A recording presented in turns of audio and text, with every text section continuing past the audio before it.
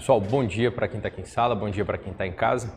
Meu nome é Eduardo Farias, sou professor de Direito Penal, Processo Penal, e vou deixar com vocês aqui o meu número. Espero que essa seja a última prova de vocês, porque vocês vão passar. Todavia, caso não seja, ou se de hoje para amanhã surgir alguma dúvida, manda um WhatsApp. Eu estou atento aí nessas últimas 24 horas à questão da resolução, à questão de tirar dúvida de alunos que me mandam um WhatsApp. Então, fica aí para vocês.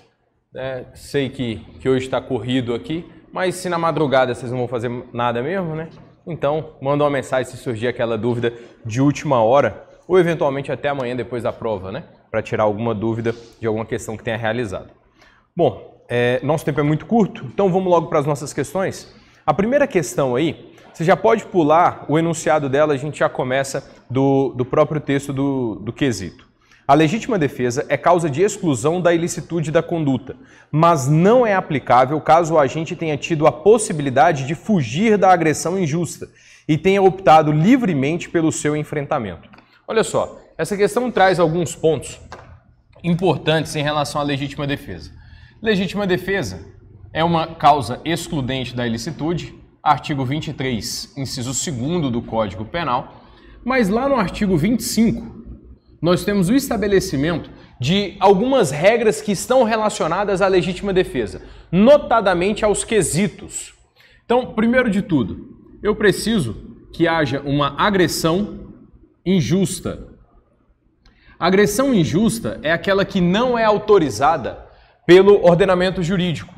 Então, ainda que seja um inimputável realizando uma conduta de agressão, imagina, alguém está andando na rua, um inimputável, ele vai até aquela pessoa e começa a agredi-la.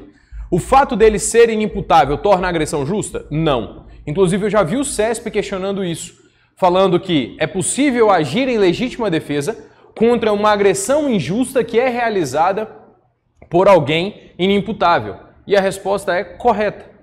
O fato de ser inimputável não torna justa a agressão daquela pessoa. Então, injusta é qualquer agressão que não seja admitida pelo ordenamento jurídico. Além disso, essa agressão injusta, ela precisa ser atual ou iminente. Atual é a agressão que está acontecendo agora. Iminente é a agressão que está prestes a acontecer, mas ela ainda não começou. Então, imagina, por exemplo, alguém me desfere um soco, agressão atual. Alguém está vindo na minha direção e eu já percebo a vontade dele me agredir, dele ofender a minha integridade física. Uma agressão iminente. Além disso, essa agressão, o agente vai repelir, né? Usando dos meios, vai repelir de modo moderado com os meios necessários. Meio necessário é aquilo que está à disposição do agente, melhor dizendo, de quem está em legítima defesa, no momento da injusta agressão. E aí só cuidado com um posicionamento que a gente tem na doutrina, que é do Rogério Greco, porque ele diz que o meio necessário não é só o que está disponível, mas é o meio proporcional. Então, se alguém vir me agredir com um pedaço de pau, eu não poderia repelir essa injusta agressão com uma pistola. Mas esse é posicionamento minoritário. Doutrina majoritária. Meio necessário. É o meio que está à disposição do agente. Se o cara está vindo me bater com um pedaço de pau, só tem uma granada, paciência, o cara vai explodir. É o meio necessário que eu tenho.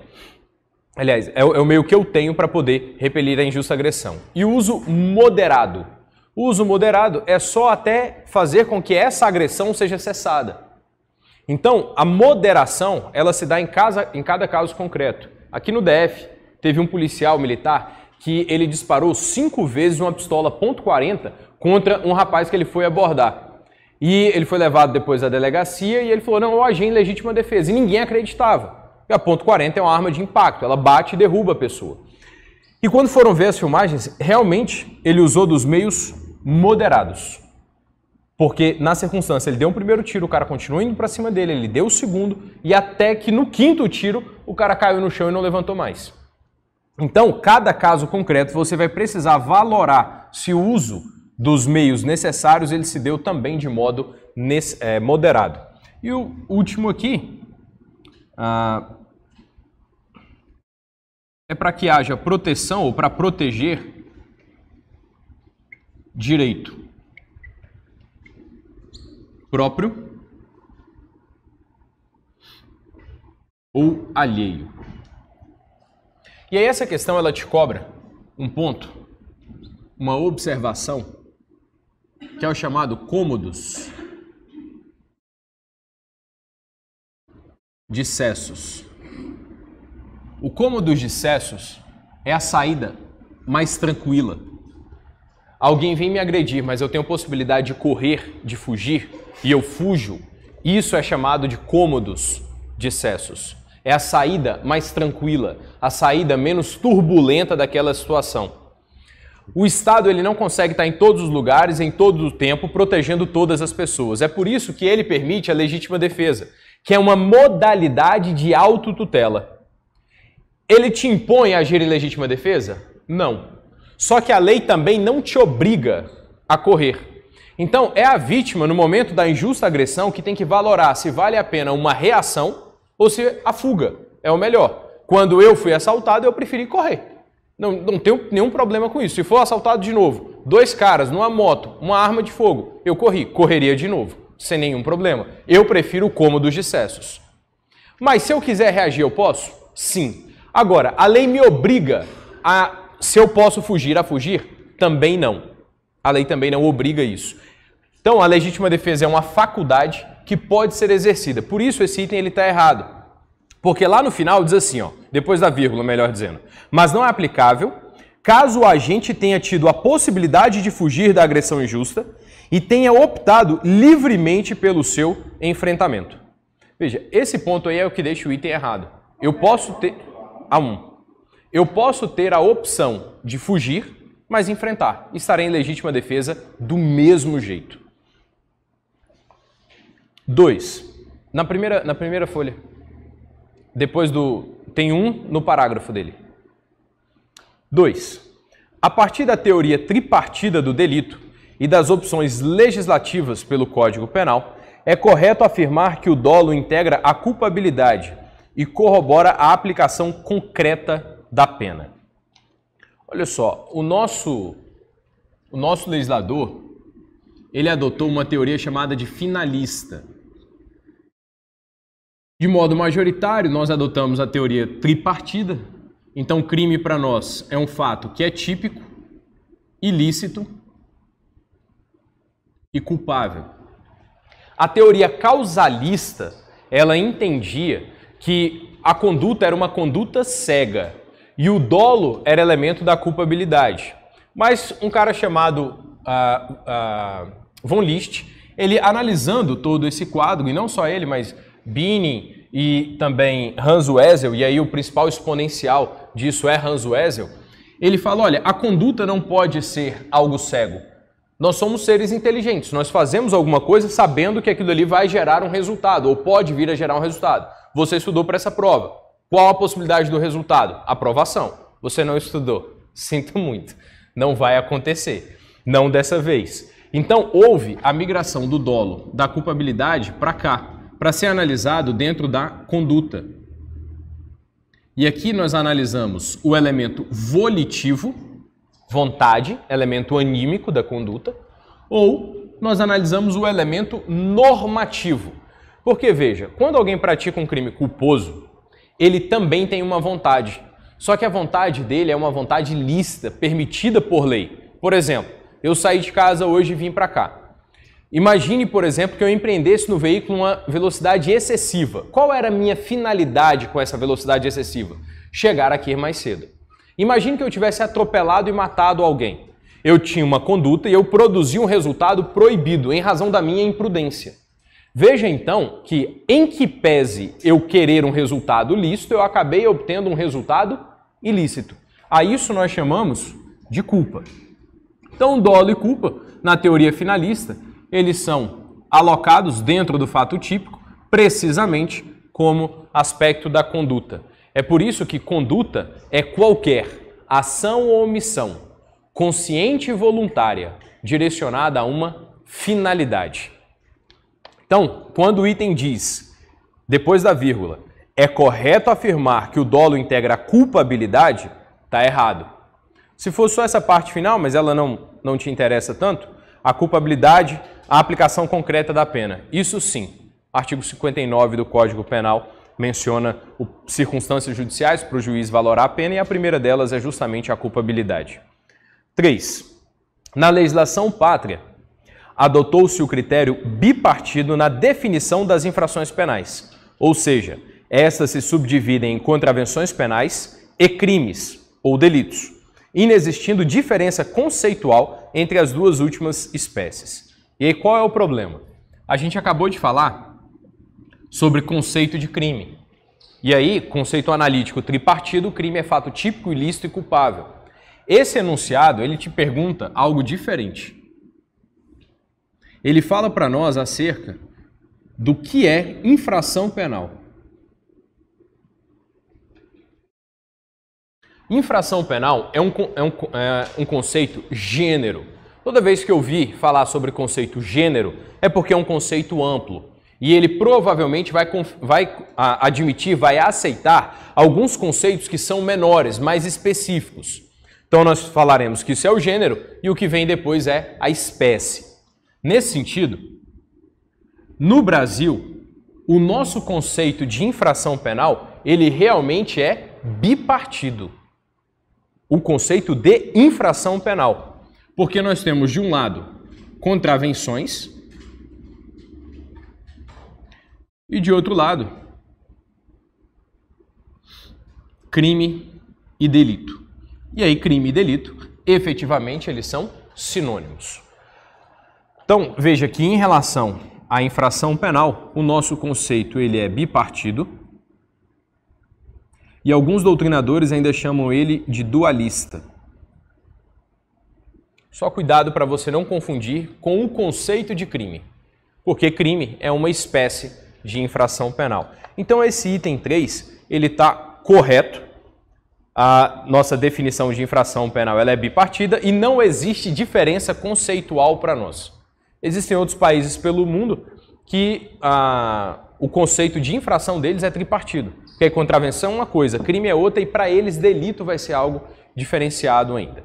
Então esse item 3 correto. 4.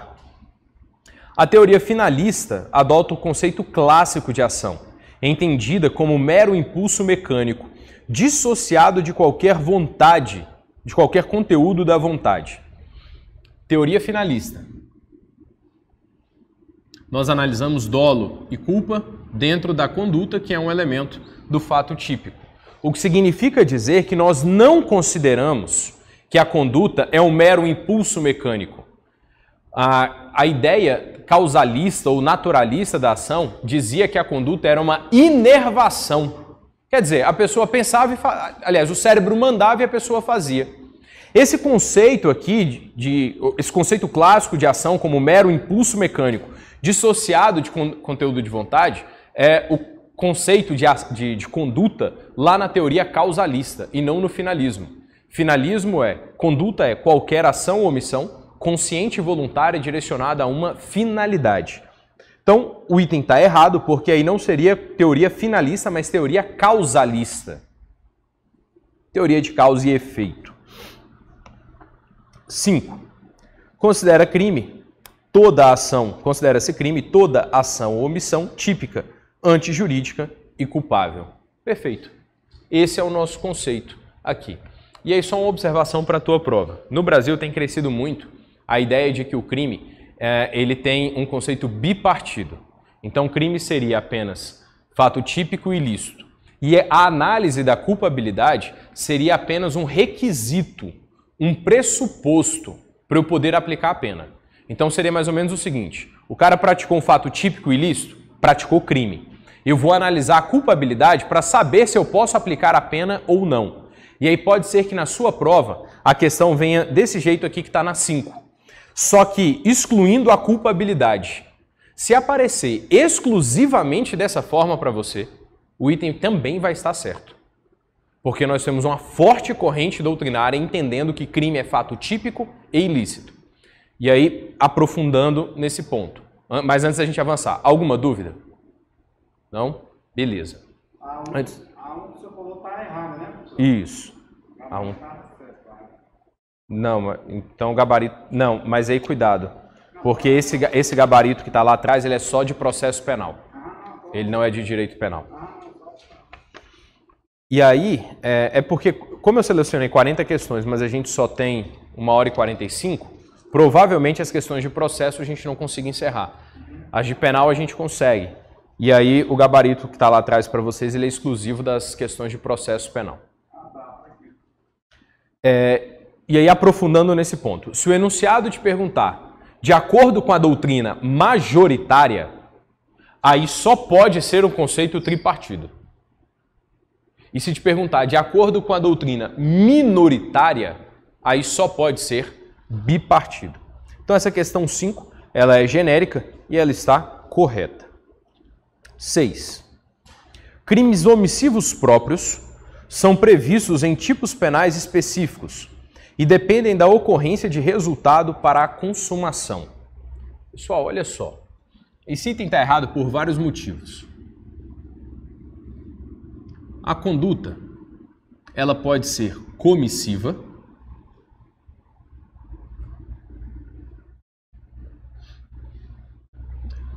ou ela pode ser omissiva. Comissiva é uma conduta positiva, é uma ação, é um facere. Eu faço algo. Na omissão, eu deixo de fazer alguma coisa que eu deveria ter feito. E aí a omissão, inicialmente, para o direito, ela é um nada. Porque quem nada faz, nada produz. Só que, em alguns casos, quando o legislador determinar que alguém faça alguma coisa e essa pessoa não o fizer, então vai estar caracterizado o crime, como, por exemplo, no artigo 135 do Código Penal, prestação de socorro. Se eu vejo alguém precisando de socorro e eu não o ajudo, eu respondo omissivamente. E aí, olha só, essa omissão, ela pode ser uma omissão própria, que também é chamada de pura. Ou eu posso ter uma omissão imprópria, chamada de impura, escusa. E aí, olha só, quando a gente fala sobre omissão própria, o legislador ele vai definir um tipo penal específico. Por exemplo, o médico, que ele não comunica no prazo determinado pela lei, a autoridade responsável de que ele atendeu um paciente com determinada doença, ele responde por um crime omissivo. Veja que essa conduta está especificada. A própria omissão de socorro é uma omissão própria, porque o tipo penal está especificado. Agora, existe a omissão imprópria. A omissão imprópria é aquela do artigo 13, parágrafo 2º, das alíneas A, B e C. E ela vai se aplicar daqui a alguns meses a vocês. Porque aqui nós teremos os garantes. Então, é quem tem o dever legal ou contratual de agir, ou ainda a chamada ingerência na norma.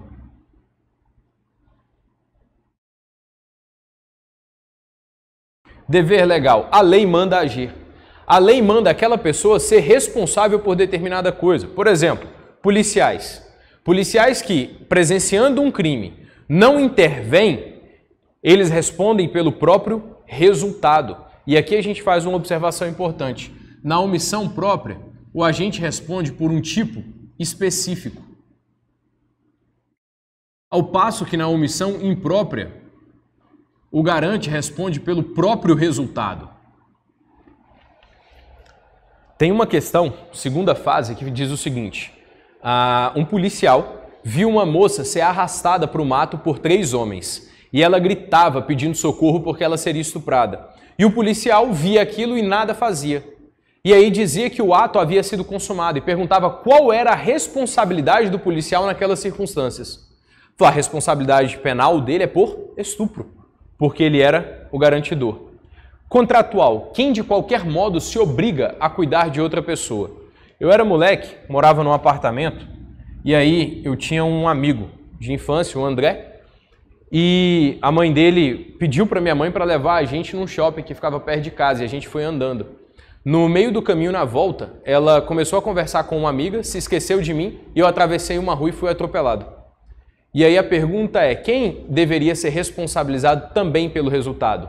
Ela. Porque ela, contratualmente, ainda que com contrato verbal, se obrigou com minha mãe ao meu cuidado. Cuidador de idosos também se encontra aqui. E ingerência na norma é a pessoa que, com um comportamento anterior, colocou em risco a outra.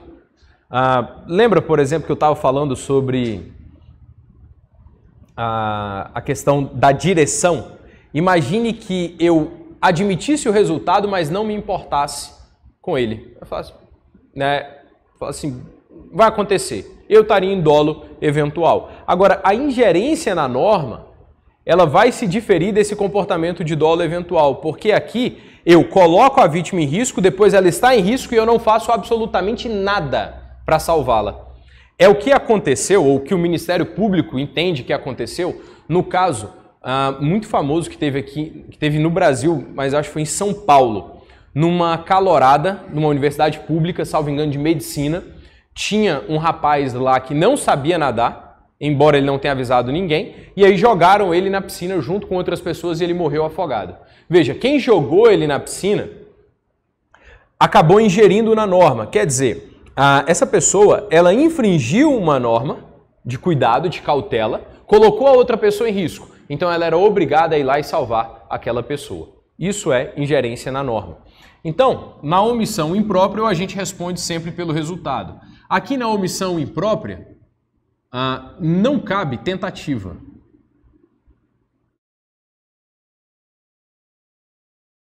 Já na omissão imprópria, como a gente responde pelo resultado, é possível a responsabilização pela tentativa.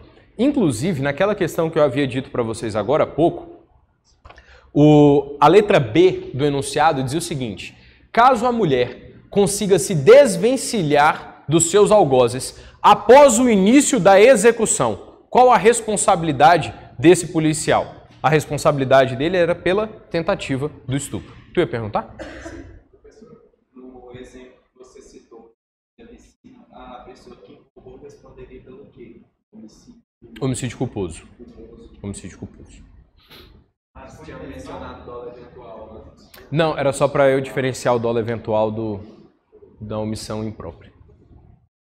Nesse caso, eles foram condenados em primeira instância, mantida a condenação em segunda, e o STJ absolveu por conta da teoria da imputação objetiva, dizendo que não havia nexo de causalidade entre a morte e a conduta dos agentes. Porque, no caso, ele estava num lugar onde tinha piscina, e o campus era muito grande, ele podia estar em outro lugar. Ele tinha conhecimento de que ele não sabia nadar, ele não avisou ninguém, nenhuma das testemunhas informa isso, e aí ele se colocou numa situação de perigo. E aí, como a própria vítima, se coloca numa situação de perigo nessas circunstâncias, e você não vê por parte dos agentes um incremento do risco proibido, o STJ entendeu que não havia o nexo de causalidade. A mesma coisa aconteceu com a aplicação da teoria da imputação objetiva numa petrolífera que ela começou a vazar. E aí tinha que ir um mergulhador, só que o líquido que sai da petrolífera, só de ter contato com ele, a morte é instantânea. A pessoa começa a sangrar pelos orifícios da face e ela morre. Não dá tempo de chegar no hospital, e se chegar no hospital não tem o que fazer. E aí teve lá um vazamento, chamaram um mergulhador e perguntaram para ele: cara, tu já fez isso? Ele falou: já, eu sou especialista, porque a grama é muito boa, porque o risco é muito alto. O cara foi lá e mergulhou. Quando conseguiram tirar ele estava sangrando pelo nariz, orelha, olhos, e ele acabou morrendo. O Ministério Público processou o diretor da empresa que tinha contratado ele. E aí ele foi absolvido também pelo STJ, porque foi a vítima que se colocou numa situação de perigo. E não houve por parte do agente um incremento desse risco. Então, nessa questão 6 aí, crimes omissivos próprios são previstos em tipos penais específicos? Até aqui, certo. E dependem da ocorrência do resultado para a consumação? Não. Porque crimes omissivos próprios consumam com a própria omissão. Então, se eu vejo alguém atropelado e não socorro, eu acabei de consumar a infração. Não precisa aquela pessoa morrer ou agravar a situação dela para que consuma a infração. Inclusive, crimes omissivos próprios não admitem tentativa. Mas perguntar, eu sou bombeiro, aí o pessoal você atropelado. Eu estou passando. Eu não sou na área da saúde, eu estou passando. Eu tenho a ver também? Tem. Tem. Só que a diferença é a forma de responsabilização penal. Se a gente sai aqui da aula, alguém é atropelado nessa rua aqui, que é perigosíssima, né? Os carros entram muito rápido. Uma pessoa atropelada no chão, caída, e aí a gente olha para ela e vai embora, a gente responde pelo artigo 135. Agora imagine que aqui na sala a gente já tenha um policial. Se ele não prestar socorro, ele responde pelo resultado que acontecer. Se a pessoa morrer, ele responde pelo homicídio. Se a pessoa ficar viva, ele responde pela lesão corporal. 7. Todo crime tem resultado jurídico, porque sempre agride um bem tutelado pela norma. Vamos por parte nessa questão aqui, porque ela é interessante, porque você precisa ter sangue frio para marcar essa questão. Porque CESP, e na mesma frase, todo crime tem resultado jurídico, a alma vai saindo do corpo, né? Você não sabe o que você marca, mesmo sabendo o que é. Primeiro, quando fala bem tutelado, toda vez que você ouvir falar em tutela no direito, é proteção, é guarda. Então está falando para nós o seguinte, que todo crime vai ter um resultado jurídico, porque qualquer crime sempre agride um bem que é protegido pelo tipo penal, pela norma. E aí, lembrando lá das tuas aulas de direito penal, todo crime tem um objeto jurídico? Sim, sem exceção. Homicídio protege a vida extrauterina. Aborto, a vida intrauterina. Lesão corporal, a integridade física e a saúde. Você pega, por exemplo, o peculato, vai proteger ou tutelar a administração pública, né? A honestidade do gestor público. E esse resultado aqui, é importante a gente só relembrar os elementos do fato típico.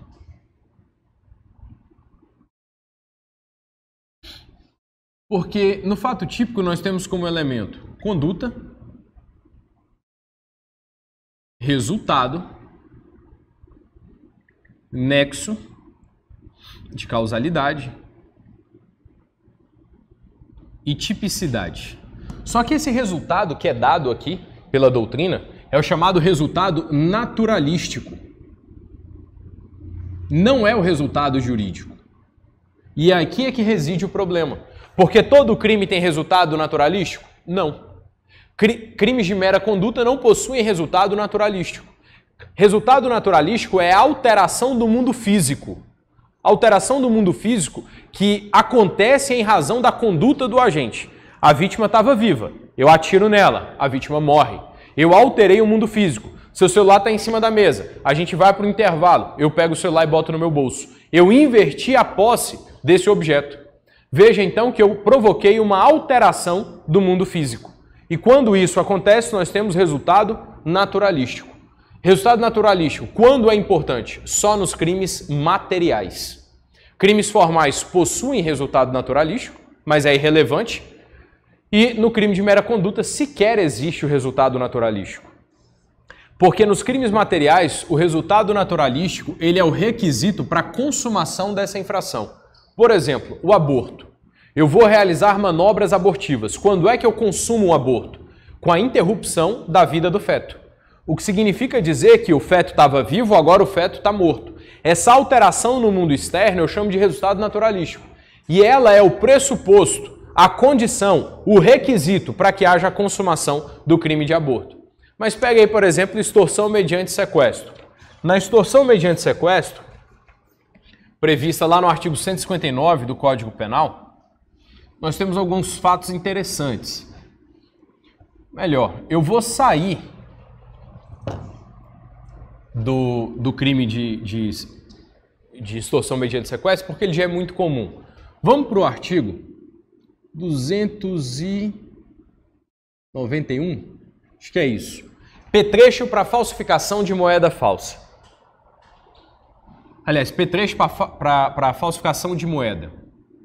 A lei diz o seguinte, que se o agente ele possuir objetos que se destinam a produzir uma moeda falsa, ele já incorreu no crime. Veja só, possuir. Qual o resultado naturalístico dessa conduta? É a moeda falsa. Eu tinha uma resma de papel, agora eu tenho lá notas, cédulas de R$200. Esse é o resultado naturalístico dessa conduta, é a alteração do mundo físico. Eu alterei aquela resma. Agora, por um outro lado, quando é que se consuma esse crime? Só do agente possuir os referidos objetos. Por isso, aqui nós temos um crime formal. Há possibilidade do resultado naturalístico? Há possibilidade. Só que o crime já se consumou em momento anterior. Então veja que o resultado naturalístico tem hora que ele é completamente irrelevante. E no crime de mera conduta, ele sequer existe. A questão ela não está perguntando para nós sobre o resultado naturalístico, mas sobre o resultado jurídico. E resultado jurídico é a ofensa ao bem jurídico tutelado. Então o item está correto. De fato, todo crime tem resultado jurídico, porque sempre agride um bem jurídico tutelado. 8. A tentativa incruenta não é punível, pois considera-se que o agente não iniciou a fase executória do iter criminis. Pessoal, errado. A tentativa incruenta é aquela que não gera lesão na vítima. Ela também é chamada de branca. E a tentativa cruenta ou vermelha é aquela que lesiona a vítima. Qualquer uma das duas é punível. 9. Em relação ao tempo do crime, o Código Penal brasileiro adotou a teoria do resultado. Errado, né? Em relação ao tempo do crime, artigo 4º do Código Penal, teoria da atividade. Em relação ao lugar do crime, artigo 6º, nós adotamos a teoria da ubiquidade. 10. Para a doutrina, a tipicidade é a conformação do fato praticado pelo agente com a descrição abstrata prevista na lei penal. Se eu digo para vocês o seguinte, contando até da história lá do assalto, eu dou aula em faculdade também, e o ano era 2015, eu dava aula na faculdade no Gama, saí da faculdade por volta de 10 horas, e eu fui abrir a porta de trás do carro, joguei o meu paletó, fechei a porta e fui entrar no banco da frente para dirigir. E aí, do nada, brotou uma moto com o piloto e o garupa. 10 horas da noite, bicho, isso é o quê? Isso é infarto, né? E você olha e fala, perdi, rodei. O garupa já desceu, me escalou com a pistola, mandou jogar tudo que eu tinha na mão no chão. Eu joguei, ele pegou a chave do carro, entrou no carro e foi embora. Se eu te digo esse fato, e te digo que esse fato aconteceu hoje, pós-Lei 13.964, você vai me dizer que qual é o crime praticado pelo agente? Artigo 157, parágrafo 2º, inciso 2º, por conta do concurso de pessoas, e o parágrafo 2º-A, por conta do emprego da arma de fogo. O que você acabou de fazer foi uma adequação típica. Você acabou de fazer uma tipicidade, que é justamente o que o enunciado está dizendo para nós. Essa tipicidade é a conformação, ou seja, eu analiso a conduta praticada pelo agente e eu vou ver qual artigo de lei corresponde àquela conduta. A isso nós chamamos de tipicidade, adequação típica. Então, o item 10 ele está correto. 11. No que concerne à infração penal, fato típico e seus elementos, formas consumadas, vamos pular para o parágrafo aí. Considere que um estuprador, no momento da consumação do delito, tenha sido agredido pela vítima, que antes tentara subjugar. A vítima, então, de posse de uma faca, fere e imobiliza o agressor, mas pensando ainda estar sob o influxo do ataque, prossegue na reação, infligindo-lhe graves ferimentos. Nessa situação, não é cabível ao estuprador invocar legítima defesa em relação à vítima da tentativa de estupro, porquanto aquele que deu causa aos acontecimentos não pode valer-se da excludente, mesmo contra o excesso. A questão ela é capciosa, especialmente porque ela coloca um crime bizarro que é o crime de estupro. Mas quando a gente estava analisando a questão da legítima defesa, nós vimos que um dos requisitos é a moderação. A legítima defesa ela não te torna um 007 com autorização para matar. É claro que, se o meio moderado for matar o agressor inicial, não tem o que ser feito. Nesse enunciado aí, nós temos um agressor inicial, que é a pessoa que estava tentando subjugar essa vítima e estuprá-la. Ela, então, entra em atos de legítima defesa, só que depois tem um excesso. Toda vez que houver um excesso, é possível que o agressor inicial ele também haja em legítima defesa exclusivamente contra esses excessos. Então, veja que o enunciado ele fica errado quando diz, deixa eu voltar aqui, quando diz bem assim para nós, que ela prossegue na ação, achando que está sob o influxo da agressão ainda. Quer dizer, a vítima está pensando que a agressão ainda existe e ela continua praticando atos de legítima defesa, o que faz com que ela ingresse em excesso na excludente da ilicitude, possibilitando ao agressor inicial que ingresse também em legítima defesa exclusivamente contra os excessos. E aí poderia surgir uma dúvida, que é a seguinte, tá, mas espera aí, e ela? E essa mulher que estava lá sendo subjugada, ou essa vítima que estava sendo subjugada, ela responderia por algum crime? E aí, nesse caso, nós temos uma matéria muito interessante, está lá no artigo 20, parágrafo 1º do Código Penal. O erro de tipo. O erro de tipo, ele tem de duas formas. Ele tem o erro essencial, que pode ser tanto do artigo 20, caput, do Código Penal, quanto do artigo 20, parágrafo 1º do Código Penal. E aí, olha só, começando pelo objeto aqui do gancho que nós puxamos dessa questão. Aqui nós temos as chamadas discriminantes putativas. O erro de tipo essencial é quando uma pessoa interpreta errada a realidade. E no parágrafo 1º é uma discriminante putativa. E aí olha o nome do negócio, discriminante. Quer dizer, é algo que afasta o crime. No caso, uma excludente da ilicitude. Putativa vem do latim putare, que significa pensamento. Então, onde é que existe a excludente da ilicitude na pessoa que está agindo? Só no pensamento. Aconteceu um caso em São Paulo que 2 policiais militares foram se encontrar depois do serviço lá no happy hour. Chegou, o primeiro estacionou o carro e ficou dentro do carro esperando o amigo. O amigo veio de moto, olhou ele estacionado e falou, cara, vou dar um susto nele, vou fingir um assalto. E aí o cara foi fingir um assalto com um colega que estava acabando de sair do trabalho. O colega viu, quando percebeu que a situação que estava acontecendo era de assalto, o que ele fez? Reagiu e ele atirou. Quando ele atirou, ele matou a outra pessoa que estava do lado de fora do carro. Quando ele desce, que puxa o capacete, ele tinha matado um amigo dele. Veja, ele errou de modo essencial, um erro de tipo essencial. Porque aqui, nesse caso, ele interpretou a situação de modo equivocado e achou que estivesse em uma situação que haveria uma injusta agressão e que ele poderia agir.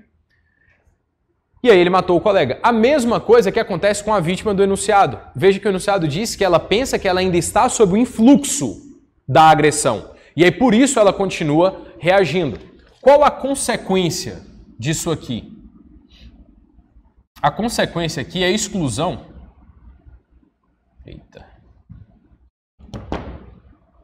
É a exclusão do dolo. Isso aqui é um efeito automático.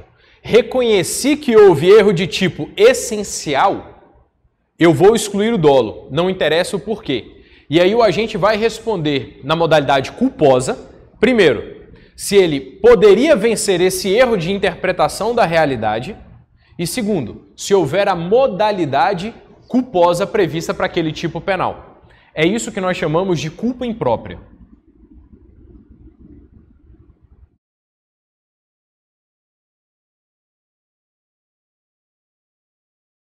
E aí a observação. Aqui é a única hipótese onde há possibilidade de tentativa em crime culposo. Porque isso aqui é uma ficção jurídica. Imagine que o policial não tivesse morrido. Esse do exemplo que eu dei agora mais cedo. O que fingiu o assalto não tivesse morrido. Nós vamos excluir o dolo do outro policial que estava dentro do carro e achou que estava no assalto. Mas o que ele queria em relação à pessoa que ele achava que estava assaltando ele? Ele queria matar. Tanto que os disparos são no tronco. E aí, veja, nessa hipótese, eu excluo o dolo, mas o que ele queria fazer? Ele queria matar. Então a conduta dele vem para cá. E aí ele responde pela tentativa de homicídio na modalidade de culpa imprópria. Em razão do artigo 20, parágrafo 1º, né, a chamada norma de extensão. E no artigo 20, o que acontece? Aqui o agente ele erra sobre um elemento constitutivo do tipo. Às vezes o legislador ele não ajuda muito a gente com os institutos. Né? Algumas redações são horrorosas. Mas essa daqui ela até é interessante. Olha só, elemento constitutivo do tipo.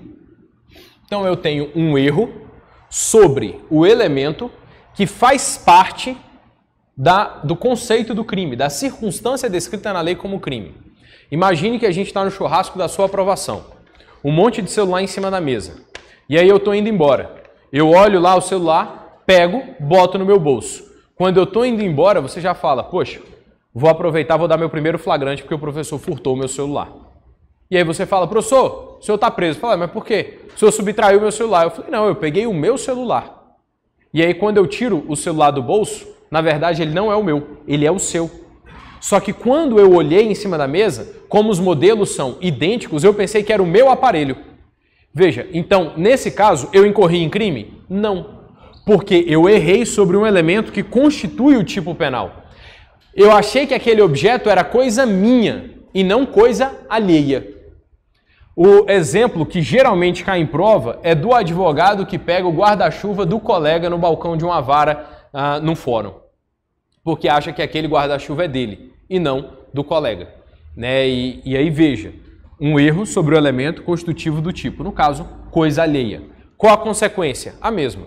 Exclusão do dolo. Se ele pudesse vencer o erro, essa interpretação errada, e ainda tiver a modalidade culposa prevista, ele responde. Senão, o fato é atípico. Eu não tenho como adequar aquela conduta a um tipo penal. Então, essa questão de número 11, ela está errada, porque contra o excesso eu posso agir em legítima defesa. E aí, só para a gente arrematar, essa vítima não responderia pela infração. Como vai para a parte de culpa, né? Nesse caso, existe a figura de perdão judicial aí? Sim, desde que a conduta tenha provocado, o resultado, né, tenha provocado uma dor tão grande que se mostre desnecessária a aplicação da pena. Aí você joga o parágrafo 5º. Mesma razão, porque lá não faz diferenciação se é culpa própria ou imprópria. Na verdade, quem chama de culpa imprópria não é nem a lei, né? É a doutrina. Então, a lei só fala que responde na modalidade culposa. Aí a doutrina fala que é uma culpa imprópria porque é uma ficção jurídica. Mas poderia sim aplicar. Inclusive, boa sacada. 12. Em se tratando do delito de furto, havendo subsequente arrependimento do agente e devolução voluntária da res substracta, antes do oferecimento da denúncia, fica caracterizado o arrependimento eficaz, devendo a pena, nesse caso, ser reduzida de 1 a 2/3. Essa questão, ela também é safada, em especial se você estiver no final da prova.